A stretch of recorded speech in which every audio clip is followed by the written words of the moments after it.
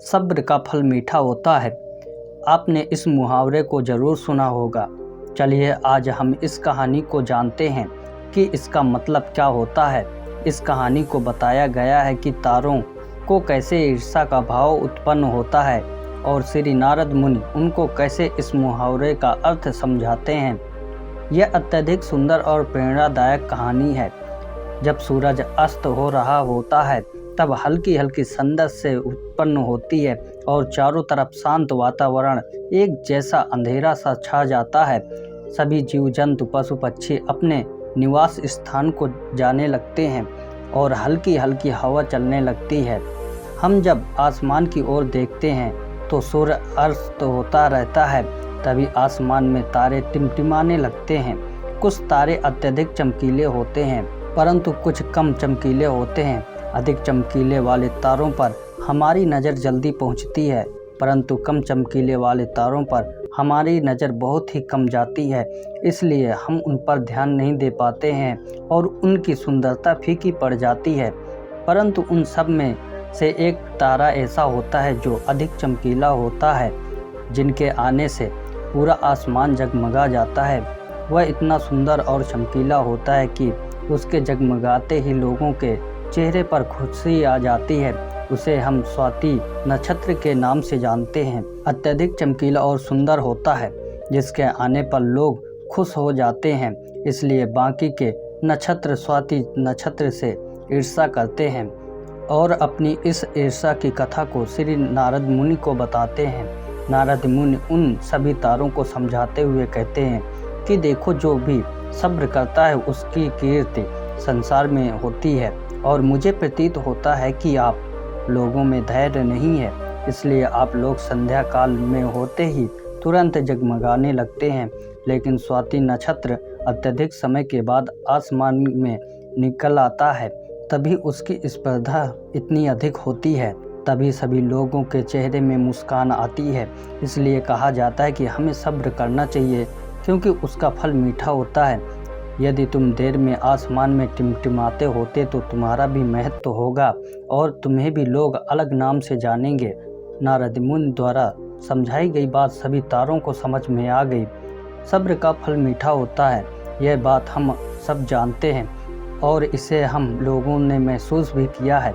मैं हमेशा अपने कार्यों को पूरा करने के बाद उसके परिणाम का इंतजार में उतावला हो जाता हूँ या फिर अपने आने वाले कार्य को पूरा करने के लिए उतावला हो जाता हूँ, जिससे मेरा आने वाला कार्य बिगड़ जाता है। परंतु मुझे ऐसा नहीं करना चाहिए। मुझे सब्र करना चाहिए उस परिणाम का या उस आने वाले कार्य का, जिससे मैं उस कार्य को अच्छे से समाप्त करूं और उसका परिणाम भी अच्छा हो। हम जानते हैं जल्दी में लगाया गया हुआ निशाना हमेशा अपने गोल से बाहर जाता है। हमें धैर्यपूर्वक उस निशाने को भेजना चाहिए, तभी हमें जीवन में सफलता मिलेगी। हमें किसी भी कार्य को धैर्यपूर्वक करना चाहिए, तभी सफलता के दरवाजे खुलते हैं। धैर्य ही एक ऐसा शस्त्र है जो विकट परिस्थितियों में मनुष्य के मस्तिष्क का संतुलन बनाए रख सकता है और उसको आगे आने वाली चुनौतियों से निपटने के लिए नए मार्ग को बतला सकता है। बड़े बड़े महात्मा और महापुरुषों के द्वारा भी बताया गया है कि हमें भी किसी कार्य में सफलता पानी है तो उसे चिंता मुक्त करना चाहिए और सब्र रखना चाहिए। परिणाम की सफलता अवश्य मिलेगी। समय, हमारी ज़िंदगी छोटे छोटे समय के भागों में बांटी हुई है। हमारी ज़िंदगी में कई दिन, कई घंटे, कई मिनट और कई सेकंड होते हैं, परंतु कुछ लोग इसी समय में उस मुकाम को हासिल कर जाते हैं जिसकी उन्हें चाह होती है। वह समय का सदुपयोग करते हैं और अपने जीवन में सफल हो जाते हैं। एक गांव में एक गरीब आदमी रहता था। उसके घर में उसकी पत्नी और उसका एक बेटी और एक बेटा था। उसकी पत्नी दूसरों के घर में काम करके अपना परिवार का खर्च चलाती थी।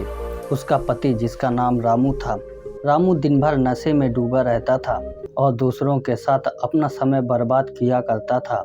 कहीं इधर ताश के पत्ते खेलता दिखता था तो कहीं उधर लोगों के दरवाजे पर बैठकर गपशप मारा करता था। अपने परिवार का ख्याल उसे बिल्कुल भी नहीं था।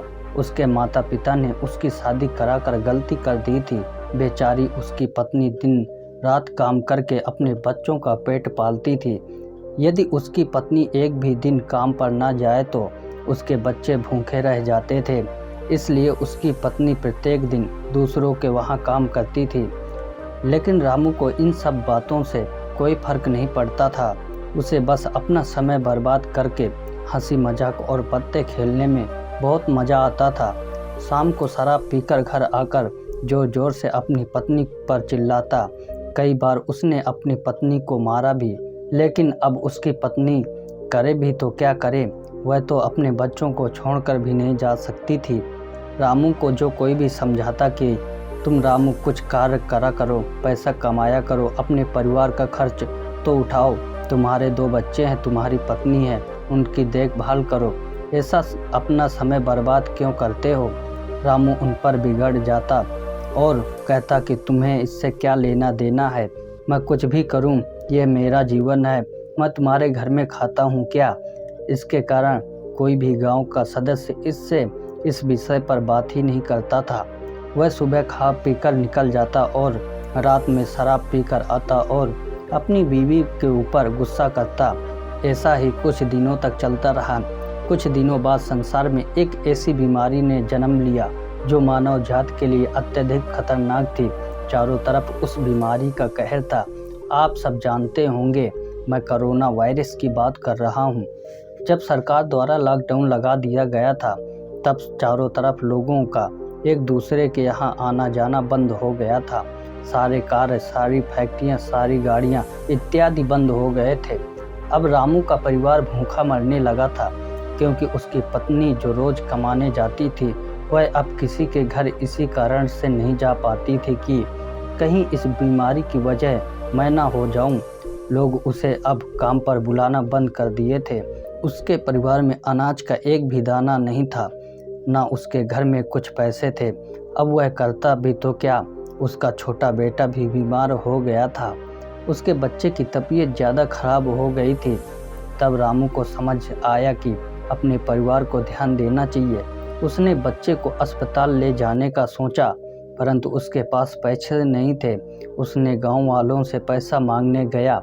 गांव वालों ने कहा, पहले कहने पर तो हम लोगों को ही जली खुटी सुना देते थे, अब इस लॉकडाउन में हमारे पास पैसा कहां से आए, यह कहकर वह लौटा देते थे। रामू अत्यधिक परेशान था। अब करे भी तो क्या करे, वह चाह कर भी कुछ नहीं कर सकता था। एक पूरा दिन बीत गया।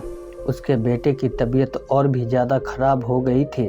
तभी किसी तरह उसकी पत्नी ने जहाँ काम करती थी वहाँ से कुछ पैसे जुटा कर लाई और रामू अपने बच्चे को हॉस्पिटल ले जाने की तैयारी की। रामू अपने बच्चे को लेकर गांव के बाहर एक अस्पताल में पहुंचा। रामू दौड़ता हुआ डॉक्टर के पास गया। उसने कहा, मेरे बच्चे को बचा लीजिए। डॉक्टर ने सारे एक्सपेरिमेंट लगाकर चेक किया, तब उसका बेटा मर चुका था। डॉक्टर साहब ने यह बात रामू से कहा, यदि तुम अपने बच्चे को 10 से 15 घंटे पहले ले आते तो मैं तुम्हारे बच्चे को बचा लेता। मुझे बहुत दुखी होकर कहना पड़ रहा है कि मैं तुम्हारे बच्चे को बचा ना सका। यह सुनकर रामू के पैरों तले जमीन खिसक गई। वह रोने लगा। उसने कहने लगा कि यह सब मेरी गलती है, मैंने जीवन में कुछ नहीं किया है, सिर्फ अपना समय को बर्बाद किया है। यदि आज मेरे पास पैसे हो जाते तो मैं अपने बेटे को हॉस्पिटल जल्दी ला पाता और मेरा बेटा बच जाता। मैंने अपने जीवन में समय को बर्बाद बहुत किया है, लेकिन आज मुझे समय की अहमियत पता चली है। तो हमें इस कहानी से यह शिक्षा मिलती है कि हमें अपने समय को बर्बाद नहीं करना चाहिए, उसका सदुपयोग करना चाहिए, तभी हमें अपने जीवन से सफलता मिल सकती है। इस कहानी में अगर रामू पहले से काम करता होता तो उसके पास पैसे होते और अपने बच्चे का इलाज करा पाता, जिससे उसका बेटा आज जिंदा होता। दोस्तों, हमें हमेशा अपने समय का सदुपयोग करना चाहिए। कहानी कैसी लगी मुझे कमेंट में ज़रूर बताएं और चैनल को भी सब्सक्राइब करें।